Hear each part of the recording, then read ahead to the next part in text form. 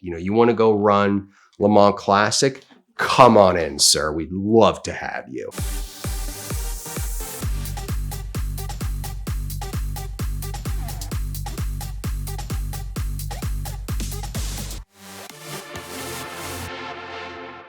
I'd like to discuss a car that, in principle, sits at the same table as some of the all-time greats.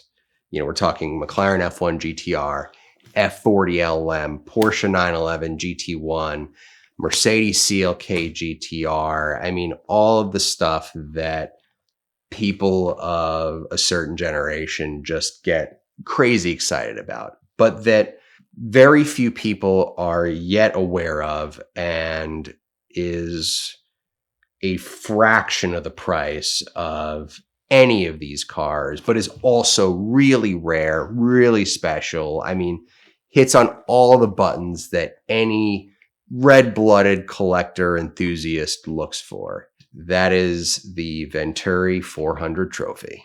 This is another one for me that just goes right back to Gran Turismo. In Gran Turismo, it was not labeled the 400 trophy. I think it was some kind of mishmash of the way that it was labeled. But either way, the car was there. I was smitten with it because it was this super wild looking, steeped in racing history, lightweight, high horsepower, great handling thing that you could just go dominate with in that game. I just became obsessed with it. But much like a lot of the cars that I love, there just wasn't a lot of information out there. There's, as a little kid, there just wasn't a lot out there. I mean, I just always found myself drawn to stuff that was just a little bit off the beaten path. You have such a rich history there. I mean, the company was started by ex-Houlier engineers with a huge background in racing. And they had a really, really noble objective of making a French car that had all the chops to bring the fight to Porsche and Ferrari. And when you look at the cars that they produced, starting with the 200 and the 260, they really did that. A lot of people, when they look at a regular, not a 400 trophy, when they look at a 260 or 260 or the like, a lot of people say, oh, that kind of looks like a Ferrari, like it sort of looks like a 348-ish, but it's more elegant and more refined, which is true. In many ways it does, but it also predates the Ferrari by 5 years. It was ahead of its time in that regard. The interiors of the road cars are beautiful. I mean, you're talking, thick Wilton wool carpets, Connolly leather everywhere. And I mean, when you see enough exotic cars, you can see when the manufacturers are cutting corners and when they're not. And when you see that that it has behind the rear seats a gorgeously upholstered parcel shelf that is of absolutely no use whatsoever, but it is this just dripping with Connolly and Wilton wool carpeted thing. And you just go, oh my God, someone went to the effort to stuff all this in these tiny little crevices for no purpose other than just the pride that they have in making a fantastic car. The point is that they were putting forth a real effort toward making a car that was a world-beating car. And in many ways, they succeeded. Staying true to their roots, they started pushing toward racing as quickly as they possibly could. And that began with the 400 trophy. It was a single model racing series, one of the earliest challenge type series, predated Ferrari with their challenge series, and it was incredibly successful. They sold 73 cars, not all 73 would ever race at once, but 73 cars. They would sell you the car, and for the equivalent of, it was about an extra $15,000 after the series was over, you had the option of having the car sent back to the factory to be made road legal.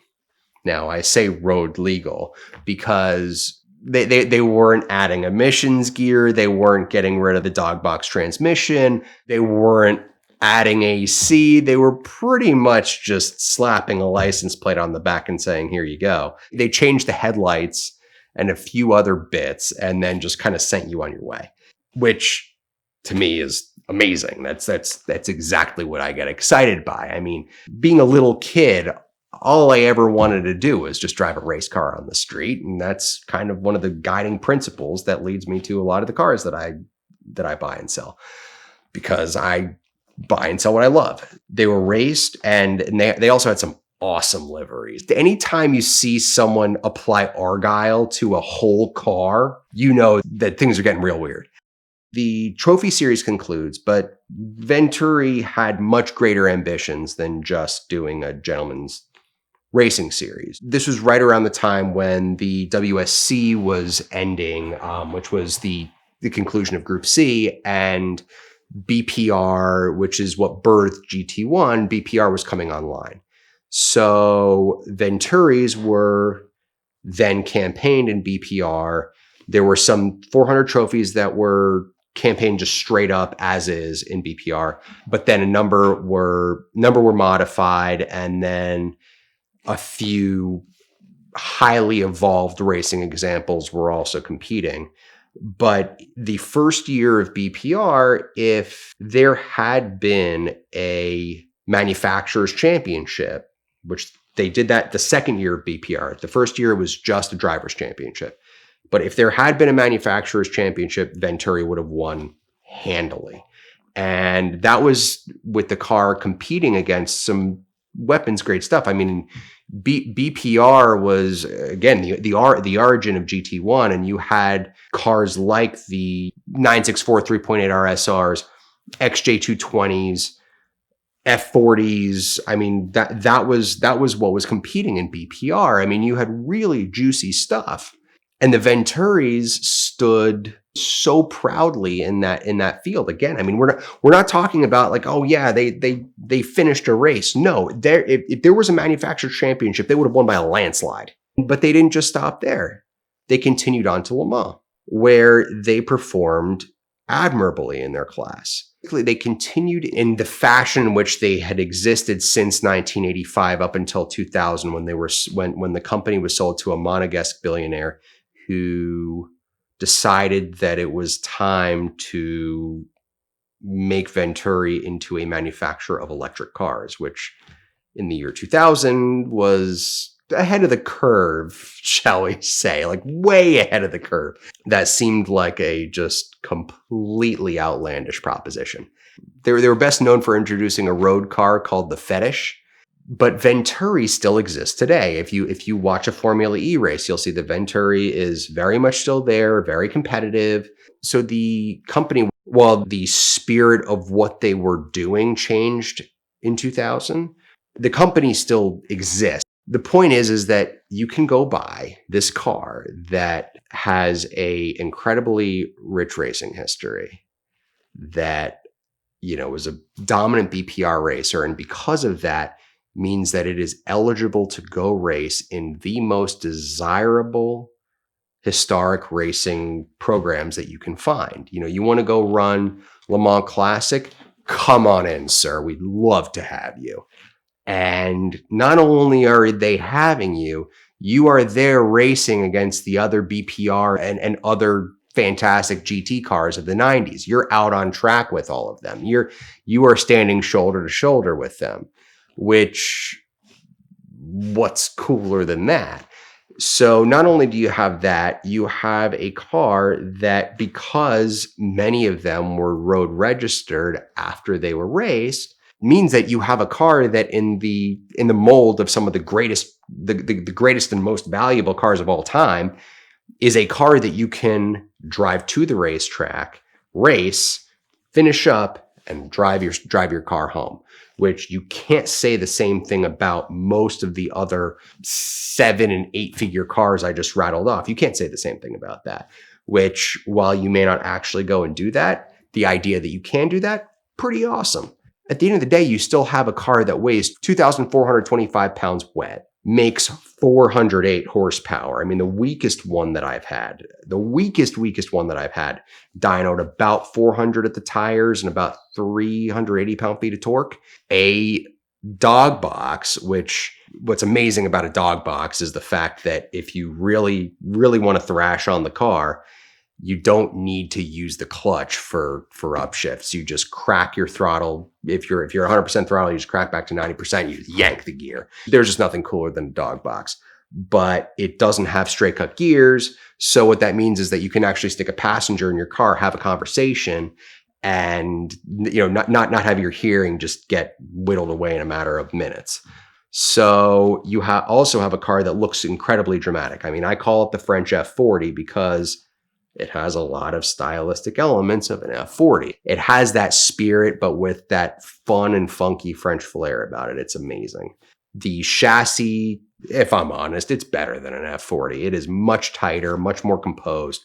The handling is incredible. The braking is amazing, but it's still an old school turbo car. So, you put your foot down, 3,000 RPM, you're just kind of getting things started, but by 3,800, $4,000, it's just, you're out of a cannon, boom, you're flying. But then the best part is with that dog box, you're slamming gears in the car and just having a hell of a time. It is pound for pound and dollar for dollar. If you're looking for something that is an experience. Obviously, there are faster cars out there. There are faster, better handling cars that you can go buy for much less money. No question.